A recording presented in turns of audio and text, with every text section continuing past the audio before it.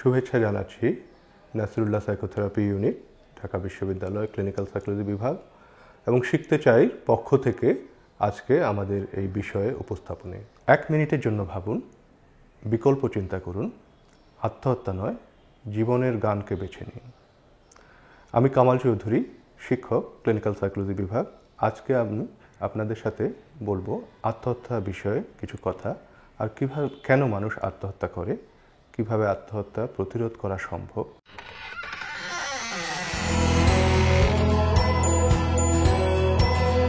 আত্মহত্যা বা সুইসাইড কেন করে, কেন একজন মানুষ জীবনের সমস্ত স্বাদ সুখ সব কিছু বিসর্জন দিয়ে ধ্বংসের পথ বেছে নেয়?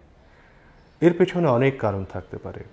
ঘটে যাওয়া অনেকগুলো ঘটনা যদি আমরা দেখি, বাংলাদেশের ক্ষেত্রে আত্মহত্যার অনেকগুলো কারণের মধ্যে অন্যতম যেগুলো, সেগুলোর মধ্যে আছে পরীক্ষায় ফলাফলে ব্যর্থতা, দাম্পত্য সম্পর্ক বিচ্ছিন্ন এবং সেখানে যদি কলহ হয়, অনেক সময় দেখা যায় যে স্বামী বা স্ত্রী, এমনও আছে দুজনেই আত্মহত্যা করেছেন। তারপর আছে রোমান্টিক সম্পর্ক বা ভালোবাসার সম্পর্ক, সেখানে যদি বিচ্ছিন্নতা আসে তখনও আত্মহননের পথ বেছে নিচ্ছে। এর পাশাপাশি আরও যে কারণগুলো ঘটছে, পারিবারিক সম্পর্কের মধ্যে যদি কোনো বিভেদ হয়, আর্থিক অনটন, পরিবারের দায়িত্ব নিতে পারছেন না, কোনো ব্যবসায় টাকা দেওয়া হয়েছে সেই টাকাটা উঠে আসেনি, সব কিছু সর্বস্ব হারিয়ে গেছে। তো এই সমস্ত যেমন কারণ আছে, তেমনি আরেকটা বড় ধরনের কারণ আছে, সেটা হলো বিষণ্ণতা বা ডিপ্রেশন। পুলিশ হেডকোয়ার্টার্সের একটা রিপোর্ট অনুযায়ী দেখা গেছে যে বাংলাদেশে প্রতি বছর 10,000 মানুষ আত্মহত্যার পথ বেছে নিচ্ছে। তার মানে প্রতিদিন কতজন? প্রায় 30 জন। অর্থাৎ আমি যখন এই ভিডিওটা রেকর্ড করছি তখনও কোথাও না কোথাও কেউ না কেউ আত্মহননের পথ বেছে নিচ্ছে।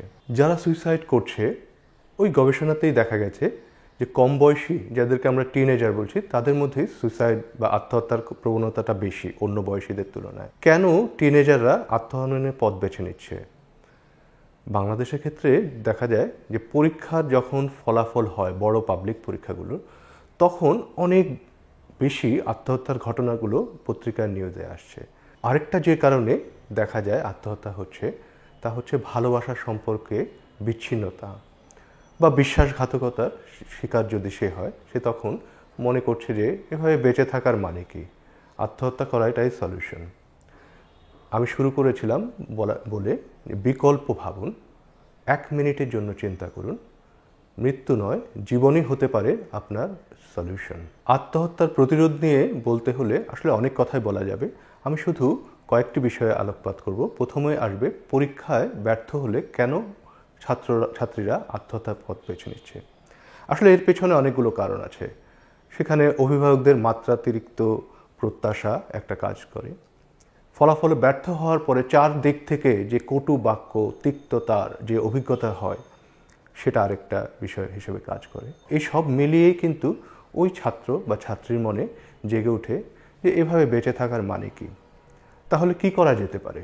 আসলে প্রথমে আমাদের সচেতন হতে হবে অভিভাবকদের।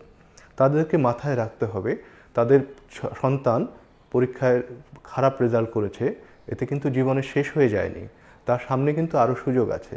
এটা ঠিক, অভিভাবকরা যখন দেখতে পান তাদের সন্তান আশানুরূপ রেজাল্ট করতে পারেনি, তারা দারুণভাবে আশাহত হন।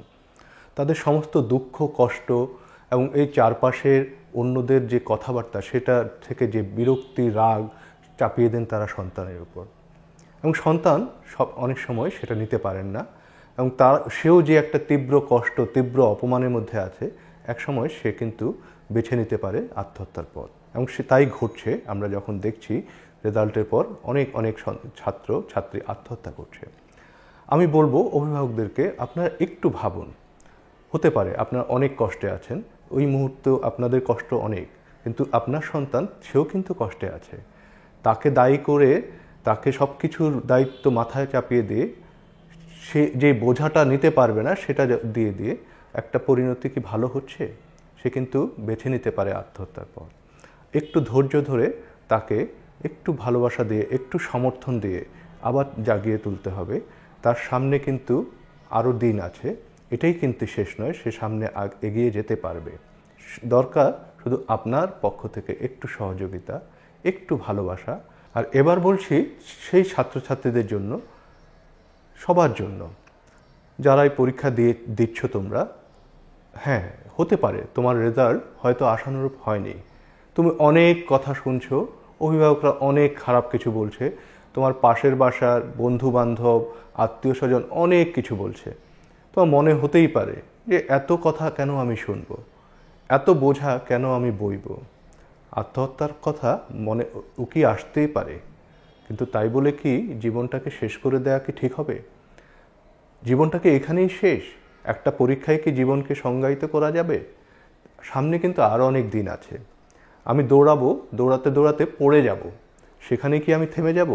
না আবার উঠে দাঁড়াবো, আবারও সামনের দিকে যাব? সবাইকে কি একই সাথেই দৌড়াতে হবে? সবাইকে কি একই সাথে এক জায়গায় একই সময়ে পৌঁছতে হবে? কেউ আগে যেতে পারে, কেউ পরে যেতে পারে, কিন্তু গন্তব্যে পৌঁছানোটাই আসল। সেই গন্তব্যে পৌঁছানোর জন্য হয়তো সাময়িক একটা বিরতি, সেভাবেই দেখতে হবে, উঠে দাঁড়াতে হবে।